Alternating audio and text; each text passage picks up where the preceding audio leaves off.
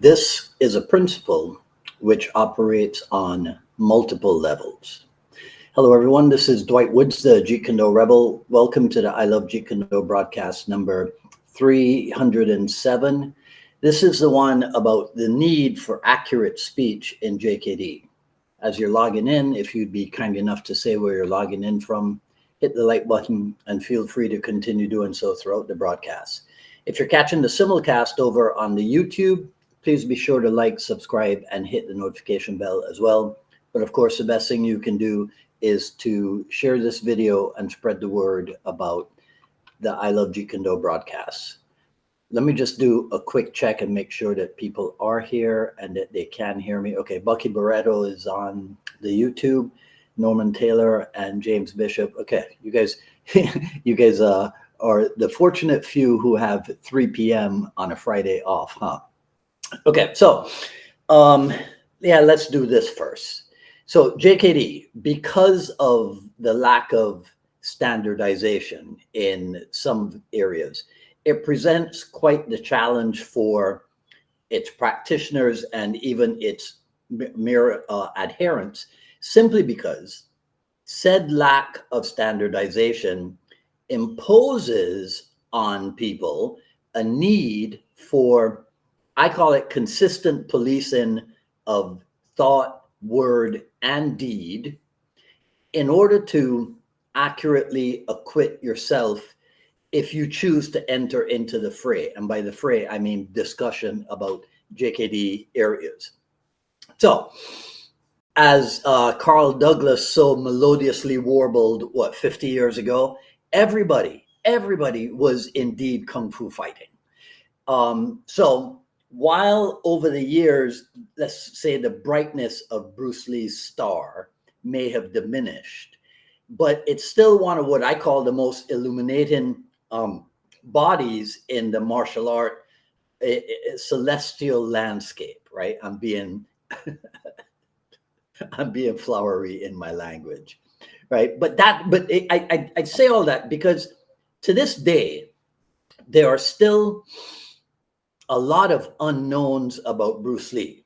Incredibly, and James Bishop can attest to this, some people are only now waking up to the realization that the words of the Tao, for example, are not all Bruce Lee's original work.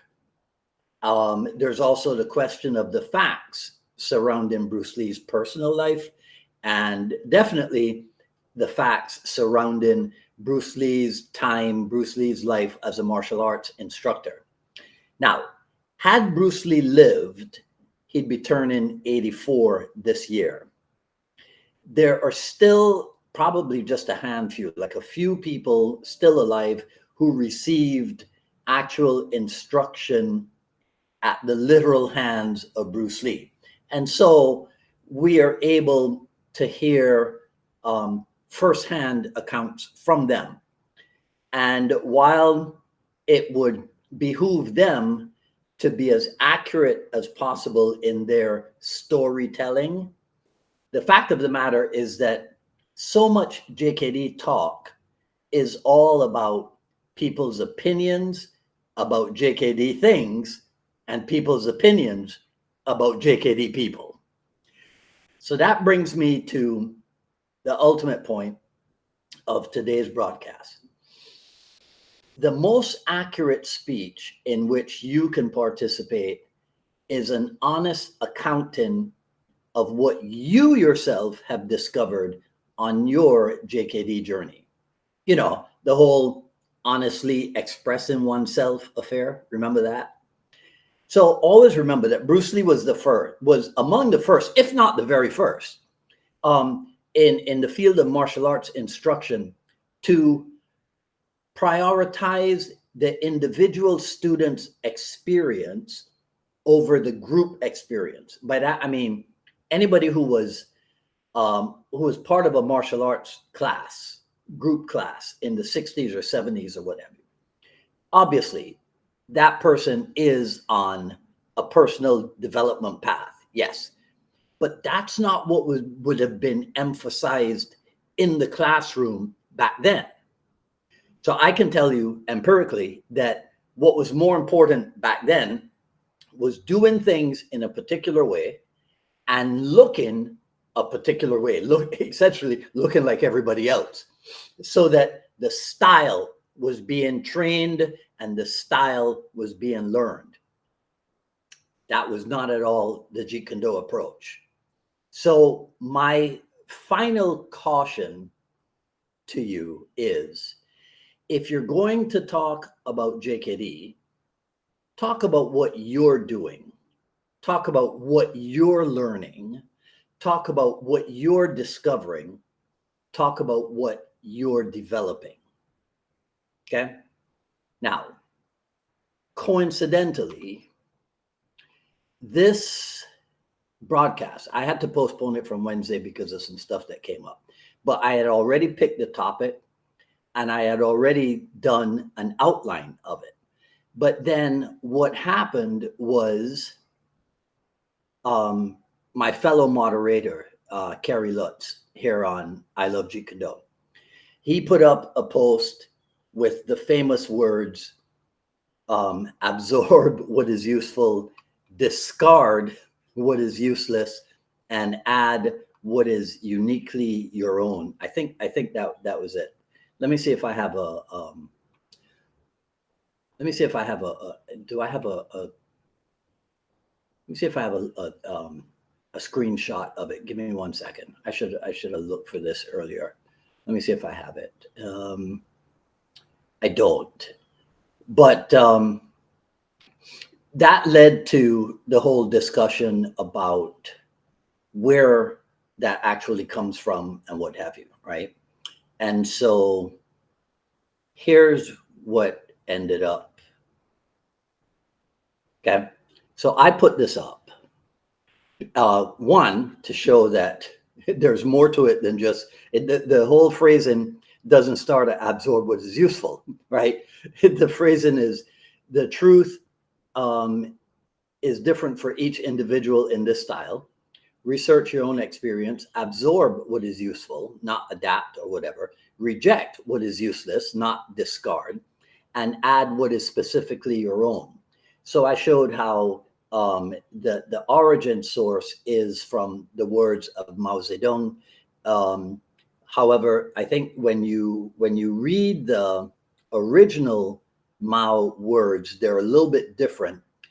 The absorb and specifically and what have you come, as far as I know, from this military treatise that was done later on. So for me, the exact origin and the wording and what have you is still a little bit cloudy, but we do know that this is not something that Bruce Lee said. But that's not my point of this. My point behind this is that, and I'm going to use names here.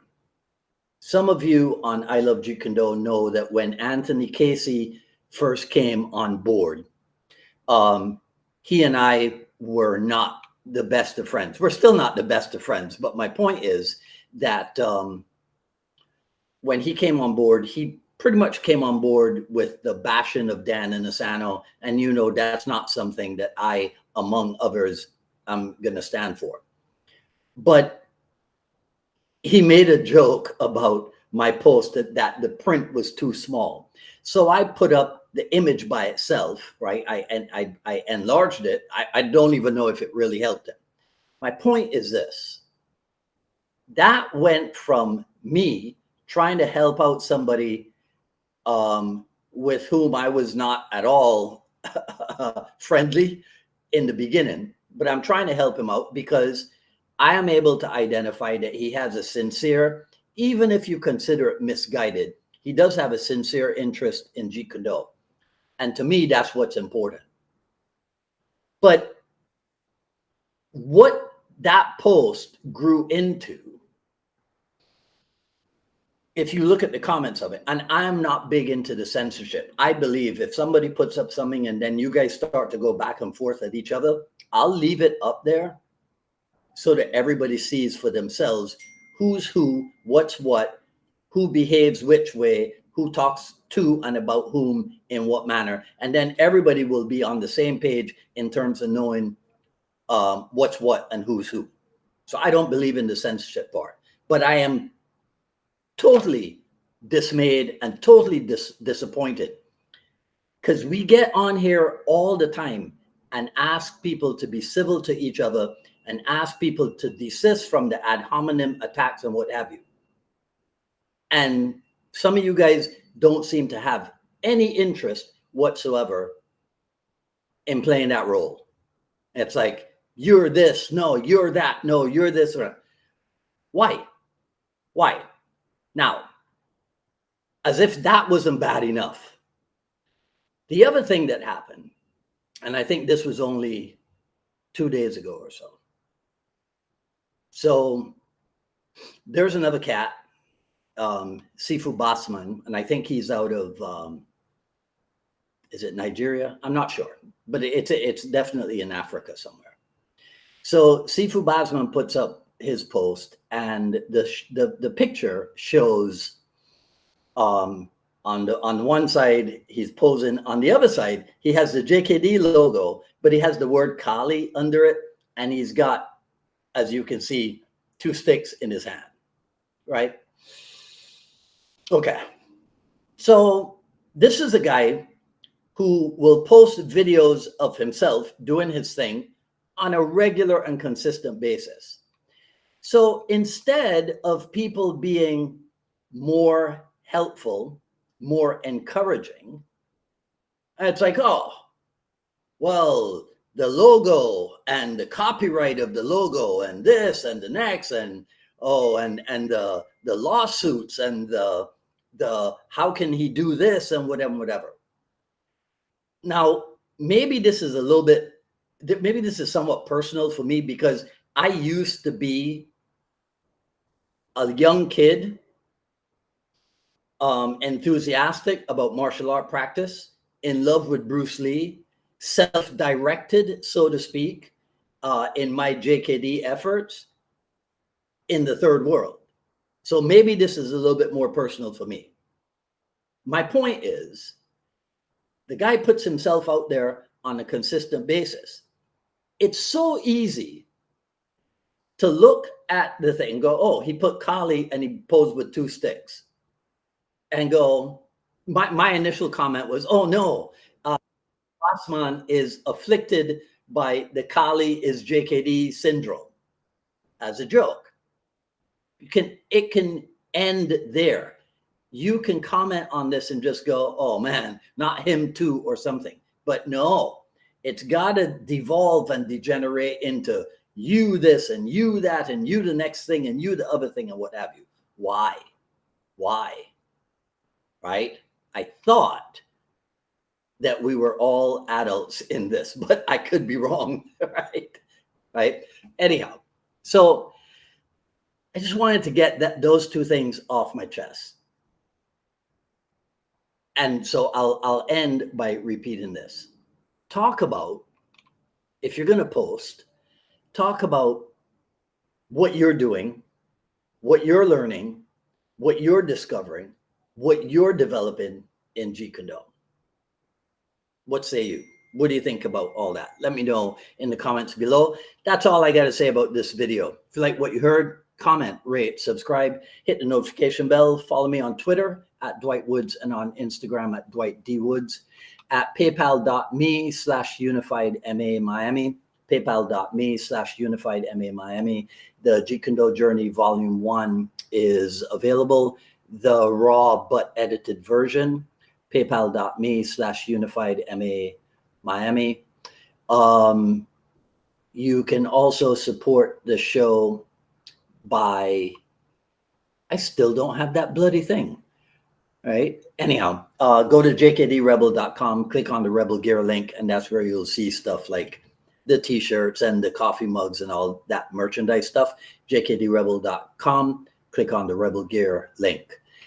Coming up here in Miami, and all information is available at titansofjkd.com, titansofjkd.com. It is my good friend Ron Reagan Goldstein called this the Inosano Lineage Conference, which I think is a much classier name, right? But go to titansofjkd.com. The registration price will go up tonight. When you wake up tomorrow, January 20th, it will have gone up by about $10 or so. Right now, it's $199 for both days. So you guys should take a look at that.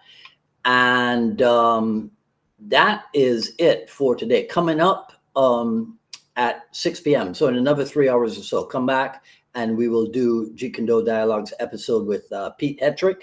I have no preset questions. Maybe between now and then I'll think of a couple, but as of right now, I have no preset questions for Pete. But we're going to talk. The discussion is going to center around the legal use of martial arts techniques in self-defense scenarios and what have you. So that'll be in another 3 hours at 6 p.m.